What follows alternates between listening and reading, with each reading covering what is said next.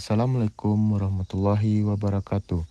Perkenalkan, nama saya Aris Trimananda dengan NIM 21180027 dari Prodi S1 Teknik Sipil Fakultas Teknik Universitas Muhammadiyah Sumatera Barat. Dalam kesempatan ini, saya akan mempresentasikan kewirausahaan dalam teknik sipil. Apa itu kewirausahaan atau yang lebih dikenal dengan entrepreneurship? Proses menciptakan, mengembangkan, dan mengelola bisnis baru dengan risiko yang signifikan untuk mendapatkan keuntungan. 1. Ciri-ciri seorang entrepreneur. Inovatif. Kemampuan untuk menciptakan atau memperkenalkan ide, produk, atau metode baru yang unik dan berbeda dari yang sudah ada. Berani mengambil risiko. Kemampuan untuk menghadapi ketidakpastian dan kemungkinan ke dalam mengambil keputusan atau tindakan terutama dalam bisnis kewirausahaan. Visioner. Memiliki pandangan jauh ke depan, mampu membayangkan masa depan yang lebih baik dan merencanakan langkah-langkah untuk mencapainya. Fleksibel. Kemampuan untuk beradaptasi dengan mudah terhadap perubahan tantangan atau kondisi yang tidak terduga.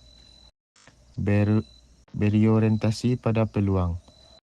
Berarti fokus pada identifikasi, pencarian, dan pemanfaatan kesempatan yang muncul untuk mencapai tujuan atau menciptakan keuntungan.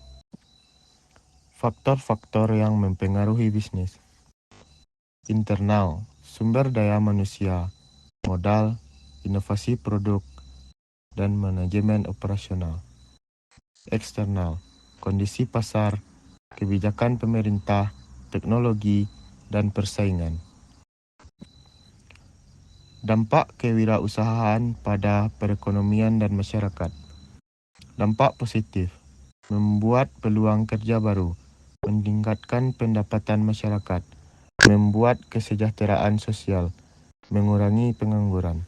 Dampak negatif, risiko kebangkrutan, persaingan bisnis yang ketat, dan ketidakstabilan ekonomi. Kewirausahaan teknik sipil. Apa itu kewirausahaan teknik sipil? Adalah penerapan prinsip-prinsip kewirausahaan atau entrepreneurship dalam bidang teknik sipil yang melibatkan kemampuan untuk mengidentifikasi peluang bisnis, inovasi, dan pengembangan usaha di sektor konstruksi dan infrastruktur.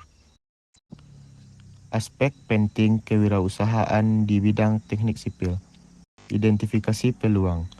Melihat kebutuhan atau tantangan di bidang infrastruktur seperti pembangunan jalan, jembatan, gedung, dan sistem drainase dan lain-lain, serta mencari solusi inovatif yang bisa dikembangkan menjadi bisnis. Perencanaan usaha. Merancang model bisnis yang kuat termasuk aspek keuangan, manajemen proyek, serta manajemen risiko untuk menjalankan usaha di sektor konstruksi. Aspek penting kewirausahaan di bidang teknik sipil. Inovasi teknologi. Memanfaatkan teknologi terbaru di bidang konstruksi seperti BIM atau Building Information Modeling, teknologi bahan bangunan atau metode konstruksi modern untuk meningkatkan efisiensi dan kualitas. Manajemen proyek. Kemampuan mengelola proyek-proyek infrastruktur dengan mempertimbangkan faktor waktu, biaya, sumber daya manusia, dan material untuk menghasilkan proyek yang tepat waktu, efisien, dan sesuai standar.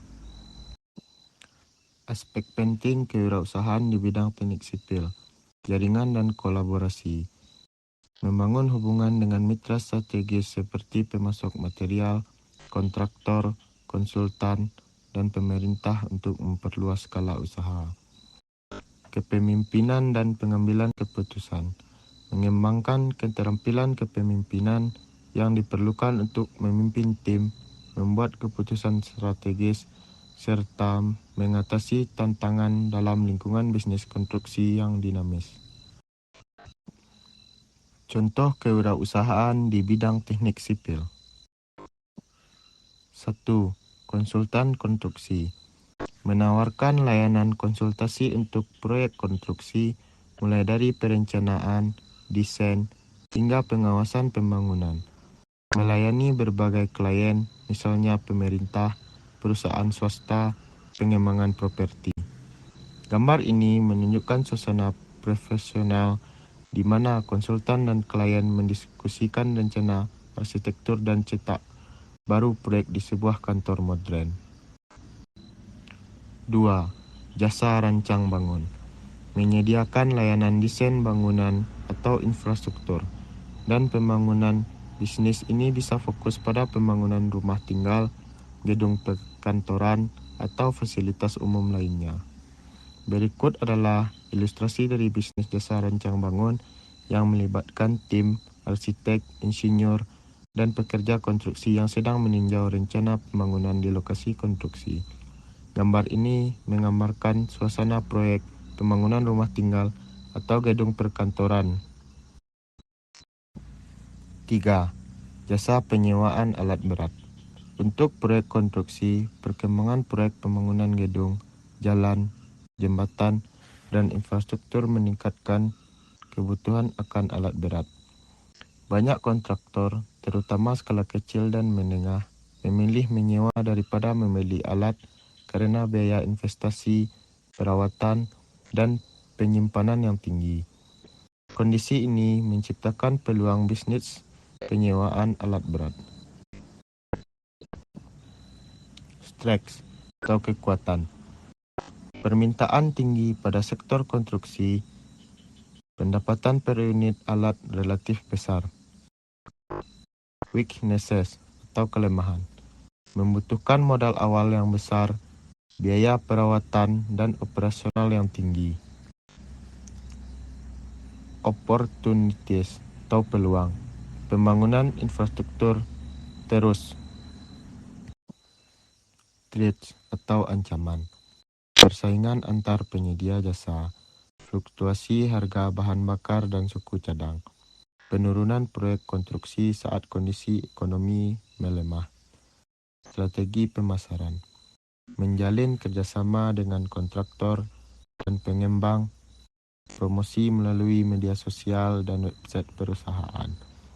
Menawarkan paket sewa jangka panjang dengan harga khusus. Memberikan layanan pelanggan 24 jam untuk keadaan darurat. Sekian presentasi yang dapat saya sampaikan. Semoga dengan pemaparan presentasi saya tadi, kita dapat berusaha dalam bidang teknik sipil. Assalamualaikum warahmatullahi wabarakatuh.